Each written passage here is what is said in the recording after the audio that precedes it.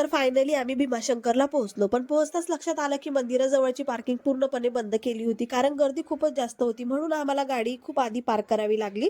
मनात असं वाटलं होतं, की डोंगराळ भाग आहे, जंगलाचा परिसर आहे, कदाचित एवढी गर्दी नसेल आणि लवकर दर्शन होईल. पण प्रत्यक्षात परिस्थिती वेगळीच होती. गर्दी खूपच प्रचंड होती. पार्किंगपासून मंदिराकडे साधारण 2 किलोमीटर अंतर होतं. त्या रस्त्यावर त्यांच्या ज्या गाड्या होत्या, तर त्याच बुक कराव्या लागत होत्या. तर आम्ही एक गाडी बुक केली आणि पुढे भीमाशंकरला निघालो. मंदिराच्या बाहेर पोहोचलो तेव्हा सगळीकडे खूप सुंदर फुलांच्या माळा लावलेल्या होत्या. या फुलांना मी पहिल्यांदाच पाहत होते म्हणून मला माहिती नव्हतं की यांना काय म्हणतात म्हणून. इथे एक गोष्ट खूप छान वाटली. आपल्या देवावर विश्वास ठेवून विदेशी भाविक सुद्धा दर्शनासाठी येतात. हे दृश्य पाहून मन भरून गेलं. तर पुढे गेलो आणि बाहेर चप्पल वगैरे काढल्या आणि लाईनमध्ये उभा राहिलेलो. मग मी तिथेच एक मावशी होत्या. त्यांनी ज्या फुलांच्या माळा लावलेल्या होत्या, मग त्यांना विचारलं या फुलांना काय म्हणतात म्हणून. तर त्यांनी सांगितलं की ही धोत्र्याची फुलं आहेत म्हणून. मी धोत्र्याचं फळ तर बघितलेलं होतं, पण धोत्र्याची फुलं पहिल्यांदाच बघितली होती.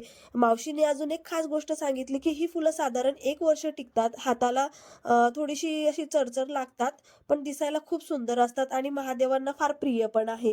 तर आम्ही चौघं पण आहे ना इथे ना पहिल्यांदा आलेलो होतो, म्हणून आम्हाला चौघांना काहीच कल्पना नव्हती की किती टाइम लागेल म्हणून आणि इथून मंदिर किती लांब असणार. पण आम्ही महादेवाचं नाव घेऊन चाललो होतो पुढे. तर लोकांना विचारल्यावर सगळ्यांनी एकच सांगितलं किमान 3-1 तास तरी लागतील म्हणून. तर मग आम्ही चाललो होतो पुढे. लाईनमध्ये उभा असताना तिथे स्वीट कॉर्न, लिंबू पाणी, छोटे-छोटे स्टॉल पण होते. आजूबाजूला माकडांची खूप वर्दळ होती. हातात अन्न घेतलं तर माकड अगदी शांतपणे हातातून घेऊन जात होतं. ते दृश्य पाहायलाही गंमत वाटत होती. दुपारी 2 वाजता लाईनमध्ये उभा राहिलो होतो आणि बघता-बघता 6:30 वाजले. जवळ-जवळ 4 ते 5 तास निघून गेले होते आणि आता असं झालं होतं, की आम्हाला दर्शन कधी होतील म्हणून आणि माझी खुशी पण झोपून गेली होती. तर एवढं नशीब चांगलं, की तिने यावेळेस आम्हाला जास्त काही त्रास दिलेला नाहीये. शेवटी आतून दर्शन सुरू असल्याचं सीसीटीव्ही स्क्रीनवर दिसायला लागला आणि मग तो क्षण आला. आतमध्ये गेल्यावर महादेवाचं दर्शन होताच मनात एक वेगळीच प्रसन्नता भरून आली. मोबाईल आधीच ठेवून दिलेला होता. कारण जेवढ्या श्रद्धेने आलो तेवढ्याच मनापासून दर्शन घ्यायचं होतं. बाहेर येऊन पालखीचं दर्शन घेतलं आणि थोडे फोटो वगैरे, व्हिडिओज वगैरे पण काढले आणि मनात समाधान घेऊन बाहेर पडलो.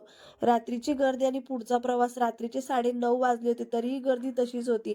डोंगराळ आणि जंगलाचा भाग असल्यामुळे आम्ही तिथे जास्त वेळ थांबलो नाही. बाहेर एका हॉटेलमध्ये जेवण केलं आणि पुढे निघालो. रात्री 12 वाजले होते म्हणून सुरक्षितेसाठी एका ठिकाणी थांबून छान आराम केलेला.